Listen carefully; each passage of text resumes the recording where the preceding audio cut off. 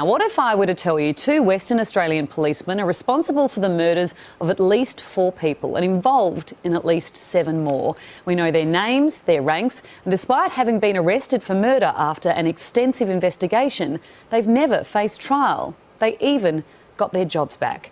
Hamish McDonald has more, and a warning: the story contains the images of Aboriginal people who have died. The murders happened here in the remote community of Umbulgurri, 45 kilometres northwest of Wyndham. Umbulgurri is a very small, remote community in the Kimberley region of Western Australia. And while it's just a speck on the map, it is an incredibly important cultural place for the traditional owners. At this sacred site, over the period of about 4 weeks, up to 30 people were reported missing by their families. An investigating police inspector, William Douglas, discovered across 3 different sites the burnt remains of 16 people, including men, women and very young children. The victims had been captured, chained together and shot. Their remains were cut up and burned to hide the evidence. We now know those responsible were led by police constables James St Jack and Dennis Regan. A royal commission was held into the massacre and found that 11 people had been slain, not 30, not 16. The 2 constables who were charged with murder never went to court. By now, you've probably worked out that the murders occurred some time ago. They're known as the Umbulgurri or Forest River Massacre, and they happened in 1926, about 90 years ago. And while there was a royal commission into the massacre, which was in itself an uncommon attempt at seeking justice, it was a charade. According to historic accounts, witnesses retracted statements, others refused to testify, or some even disappeared. And not one of the Aboriginals who had witnessed the massacre or who had their loved ones murdered were called to testify. So James St Jack and Dennis Regan not only got off, the Premier stepped in and gave them their jobs back. Now, you might be wondering why you've never heard about the atrocious injustice that is the Umbulgurri massacre. Well, the reason is there are just so many stories, almost exactly like this one. Each of the dots on this map represent documented massacres of men, women and children that occurred in just the first 100 years after the First Fleet arrived on January 26, 1788.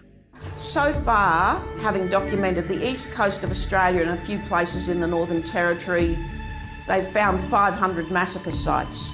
It's thought about 750,000 Aboriginal Australians lived here before the First Fleet arrived. And in the 100 years or so that followed, that number was reduced by about 90%. The violence continued occurring right up until 1934. In recent years, archaeologists have confirmed that before the First Fleet arrived, Indigenous Australians had been living here for 65,000 years. They'd developed complex communities and languages with hundreds of countries. They knew the land intimately, this pristine wilderness they called home. But in just 200 years, so much of that knowledge, that culture, that history has been intentionally, cruelly, and often systematically destroyed. January 26 represents the beginning of colonisation. And what that colonisation was genocides, it was massacres, it was the dispossession of land, but not only the dispossession of land, it was taking away people's homes. It was shackling them, it was beating them, and it was sending them to live on reserves and on missions. It was the denial of their humanity. It was having their children taken away. It was being classed as flora and fauna and not being counted as Australian citizens until 1967. And all of this started on January 26, 1788.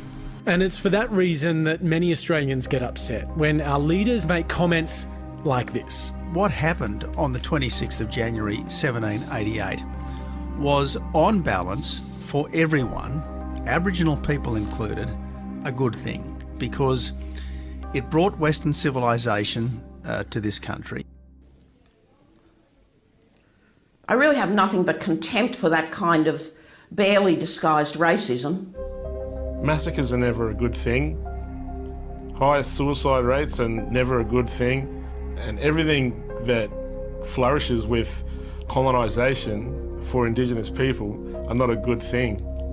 That's why Tony Abbott doesn't have the job anymore. Each year we have to hear these absurd remarks being made about our people, about our culture and our community. It's kind of like the revisiting of a trauma on us annually.